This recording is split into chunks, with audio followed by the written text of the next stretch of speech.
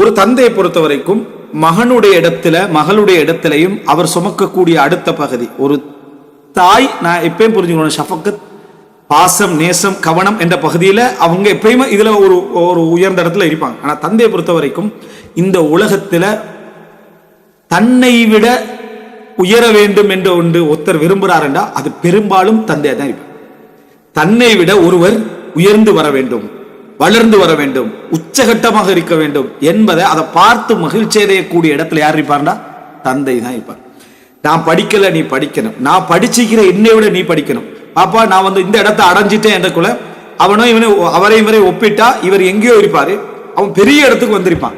அதை பார்த்து மிகவும் மகிழ்ந்து ஊர் ஃபுல்லாக அந்த மகிழ்ச்சியை முறைப்படாமல் சொல்லி திரிகிற ஒரு உயிராக யார் இருப்பாரு?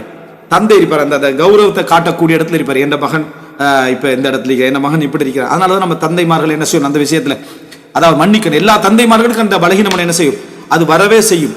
அந்த உணர்வுகளை வெளிப்படுத்தக்கூடிய இடத்துல தந்தை இருப்பார். தன்னை விட வளர வேண்டும் என்று ஒருவர் விரும்புகின்றது என்பதே அந்த தூய்மையுடைய உச்சகட்டத்துக்கான அடையாளம். இந்த உலகத்துல அதை விரும்புறதுக்கு மிக கஷ்டம். ஒரு சகோதரன் விரும்புவான், அதுல சந்தேகம் கிடையாது.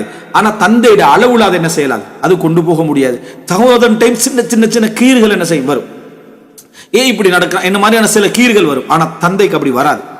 மகன் வளர வளர அவனுடைய வளர்ச்சியை பார்த்து ஒரு ஓரமாக இருந்து மகிழ்ச்சியை வெளிப்படுத்தாம வெளியே விளங்காத அமைப்புல சந்தோஷப்படுற ஒரு உயிர் தான் தந்தையுடைய உயிர். மகிழ்ச்சியை கூட மிச்சம் ஆரவாரமா காட்டிட மாட்டாரு, அவன் அதுல நின்றுவானுங்க. இது போதும், அப்ப நான் சரியான இடத்துல இருக்கிறேன். சில தந்தைமார்கள் சுபஹானல்லாஹ் பாராட்டவே தெரியாது.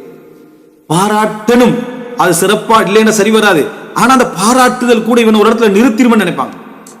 உதாரணமா ஒரு ரிப்போர்ட் எடுக்கிறான், எவ்வளவு வந்திருக்க, ரெண்டாவது வந்திருக்க, இப்படி படிச்சா எந்த மாதிரி எப்போ வரப்போறது, எப்போ முன்னேற போறது. ஆனா அவன் உள்ளத்துக்குள்ள ஒரு சரி சந்தோஷம் இருக்கும்.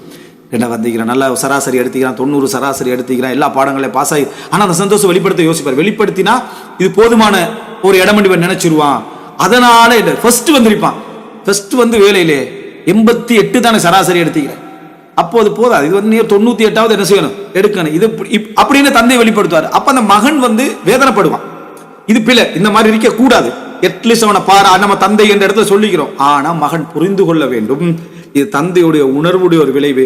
ஒரு இடத்துல உனக்கு ஒரு சந்தோஷத்தை வெளிப்படுத்திட்டா, ஒரு செலரி கிடைக்குது, உனக்கு எவ்வளவு செலரி, எனக்கு வந்து இப்போ 1 லட்சம் கிடைக்குது, 1 லட்சமா கொஞ்சம் பார்த்து மத்த இடங்களை ட்ரை பண்ண பாரு.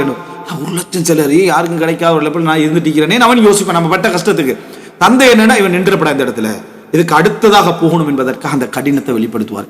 பாராட்டுதல் என்பது மிகவும் ஒரு இதா இருக்கும். தந்த விஷயத்துல மற்றவர்கள் எல்லாம் முந்த விட்டு போட்டு ஒரு பின்லைன்ல இருந்துட்டு அவர் கடைசியான ஒரு நபராக பார்த்துக்கிட்டு இருப்பார். ஆனா உள்ளத்தால முதல் நபராக அங்க முன்னுக்கு என்ன செய்வார், இருந்து கொண்டிருப்பார். அதெல்லாம் ஒரு தந்தை.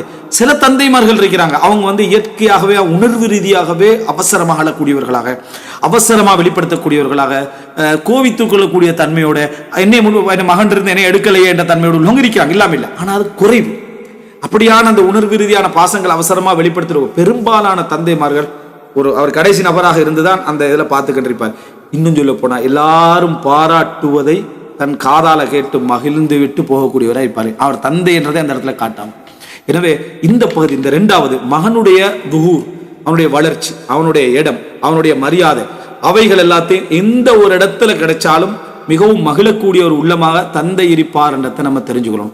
நம்ம இன்றைக்கு ஒரு இடத்துல இருந்து கொண்டிருக்கிறோமா, ஒரு கிமம், ஒரு சிகரத்துல நம்ம நிக்கிறோம்டா, அந்த தந்தையுடைய ஒரு ஒரு முயற்சி, அந்த எதிர்பார்ப்பு, அந்த பிரார்த்தனை, அந்த உலகத்திலேயே நீங்க அந்த இடத்துல நின்றுட்டிருக்கிறத ஒருத்தர் தூரமா இருந்து ரசிக்கிற ஒரு ஆள் உங்களுக்கு வேணுமென்றா அதை தந்தை போல வேற யாரும் இல்லை, அந்த தந்தை போல யாரும் இல்லை. ஆனா சில வெக்கங்கட்ட, சில என்னது அறிவுகட்ட தன்மையுடைய அல்லது புத்தி இல்லாதவங்க வைஃபை பாராட்டுறேன்னு நினைச்சு, வைஃபை தூக்குறேன்னு நினைச்சு, வைஃபுக்கு மரியாதை செய்யணும், இறக்கம் காட்டணும், அதுக்கு நிறைய இடங்கள் இருக்கு.